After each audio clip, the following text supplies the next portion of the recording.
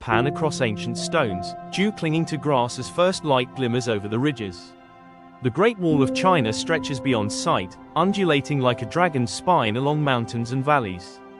For thousands of years, this wall has watched over the heartland, its stones whispering the stories of emperors, peasants, warriors, merchants, dreamers, and mourners. Today, we'll journey through its centuries, walking in the footsteps of all who shaped, suffered, and strived along its path. Early roots, small walls, big ideas. Long before the Great Wall became a household name, China was a patchwork of feuding states. During the Spring and Autumn and Warring States periods, 7th–3rd centuries BCE, local rulers battled for land and power. Their first solution, earthen walls, modest and crude, yet vital lifelines for embattled villages. These early barriers were not a great wall, but dozens of small frontiers, symbols of survival in a world bursting with conflict.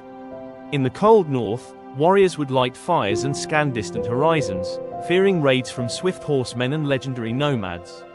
The wall unites Qin dynasty vision and sacrifice. In 221 BCE, a man named Qin Shi Huang changed everything.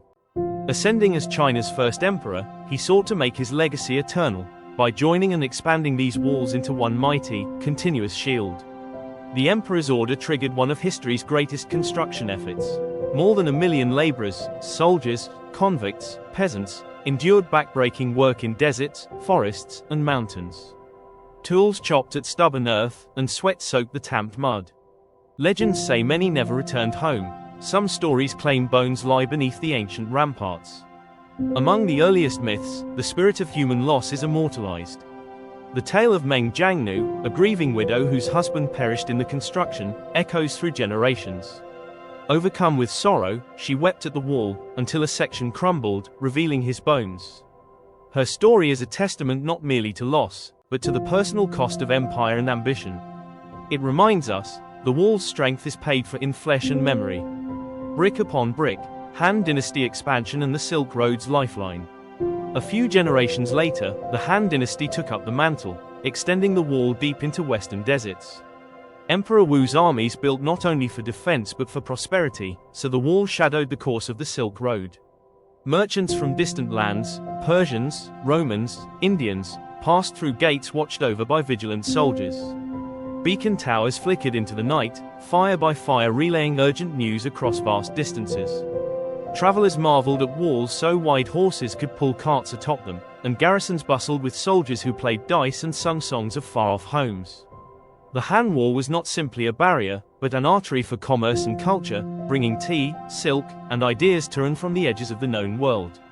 Ages of upheaval, changing dynasties and strategies. Centuries unspooled, China fractured and reunited many times. The Sui, Tang, Song, and other dynasties left their mark. Walls were built, repaired, and demolished. Some rulers favored diplomacy and cavalry over stone and earth, while others doubled down, stacking new walls atop the bones of the old. In the north, wind-blown sand scoured watchtowers, and local villages debated rebuilding versus moving their families far from war's reach. A world in turmoil, Mongol riders and shifting purpose. Then a new threat arrived, the Mongols.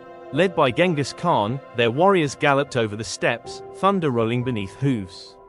The Yuan dynasty, descended from Mongol conquerors, reigned over China and shifted focus. The wall lost importance. Instead, mobile armies swept across open lands. For the first time in centuries, the wall watched quietly, stones unguarded, towers abandoned. Its fate seemed uncertain. Was it still relevant, or simply a relic? The Wall Reborn, Ming Dynasty and Epic Achievement. In 1368, the Ming Dynasty reclaimed China. Their leaders, haunted by tales of invasion, invested enormous riches and manpower to resurrect the Great Wall on a scale never before seen. Stonemasons, brickmakers, and laborers toiled ceaselessly.